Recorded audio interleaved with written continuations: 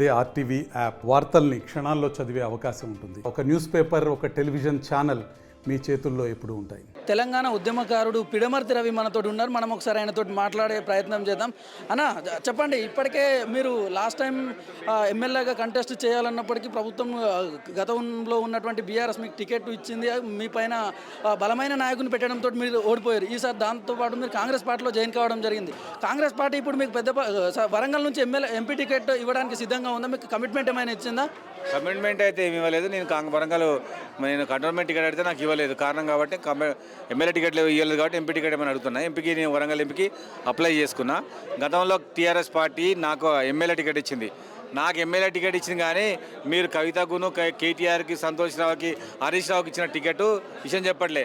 నా ఒక్కడికి ఇచ్చి కేసీఆర్ వాళ్ళకి సంబంధించిన వాళ్ళని 100 మందికి ఇచ్చుకున్న టికెట్లు. దాన్ని ప్రస్తావించకుండా మీరు నాకే టికెట్ ఇచ్చిన చెప్తా ఉన్నారు మీరు.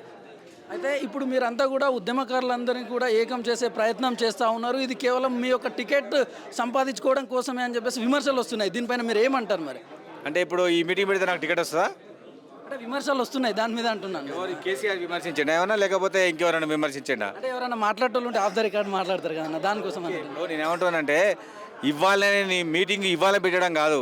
దీనికి సంబంధించి మొన్ననే నేను ఢిల్లీకి పోయి వచ్చిన. అదేవిధంగా మేము రెగ్యులర్ కార్యక్రమాలు చేస్తాం. ఇవాళ మా వాళ్ళందరికీ తెలుసు. ఇవాళ ఇలా ఒక 10 ఏళ్ళు బంద్ చేసి అలా పెడితే తప్పు.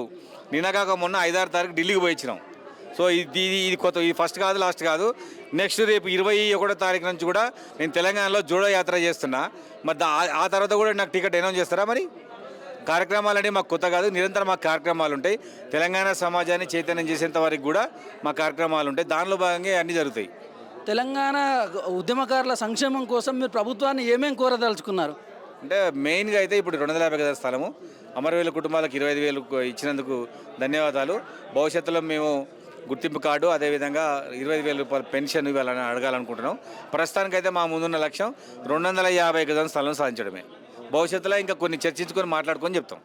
అయితే ఈ మధ్యలోనే మొన్న రేవంత్ రెడ్డి గారు సెక్రటరియట్ ముంగట తెలంగాణలో రాజీవ్ గాంధీ విగ్రహానికి సంబంధించి శంకుస్థాపన చేశారు. దీనికి సంబంధించి బీఆర్ఎస్ పార్టీకి సంబంధించిన వ్యక్తులు దీన్ని వ్యతిరేకిస్తున్నారు. దీన్ని మీరు ఎట్లా చూస్తారు? అక్కడ విగ్రహం పెట్టడం సరైందే అని అంటారా రాజీవ్ గాంధీ గారిది? ఇప్పుడు అక్కడ స్థలం ఉంది. రాజీవ్ గాంధీ మా పార్టీ నాయకుడు కాబట్టి ఆయన గుర్తింపు గౌరవంగా ఆడ పెట్టుకుంటారు. అందులో వాళ్ళకు వచ్చిన ప్రాబ్లం ఉంది. తెలంగాణ తల్లి విగ్రహం తీసేసిండ్రా, లేదా కేసీఆర్ విగ్రహం తీసేసిండ్రా? అక్కడ ఏం లేవు కదా. అంటే తెలంగాణకు సంబంధించినటువంటి వాళ్ళకి పెట్టాల్సింది అనే ఒక అభిప్రాయం వ్యక్తం చేస్తున్నారు. మరి వాళ్ళు ఉన్నప్పుడు ఆ స్థలంలో, ఖాళీగా ఉన్న స్థలంలో తెలంగాణకు సంబంధించిన వాళ్ళ విగ్రహం పెట్టాలి కదా. జయశంకర్ విగ్రహం, కొండ లక్ష్మణ్ బాపూజీ బలహీన వర్గాలకు సంబంధించిన విగ్రహం పెడతాడా? తెలంగాణ తల్లి విగ్రహం పెట్టమంటాడు కానీ మరి కొండ లక్ష్మణ్ బాపూజీ ఎందుకు పెట్టమనట్లేరు? జయశంకర్ ఎందుకు పెట్టమనట్లేరు? చెప్పండి. కేవలం వాళ్ళు ఏంటంటే లేని సమస్యలను సృష్టించడం కోసం వాళ్ళు.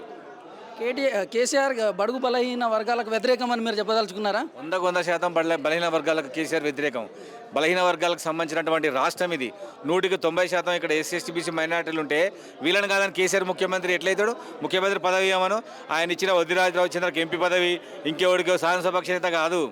రేపు ముఖ్యమంత్రి పదవి తెలంగాణలో మాకు ఇవ్వాలి కదా. దళిత ముఖ్యమంత్రి అని అది ఇవ్వాలి కదా.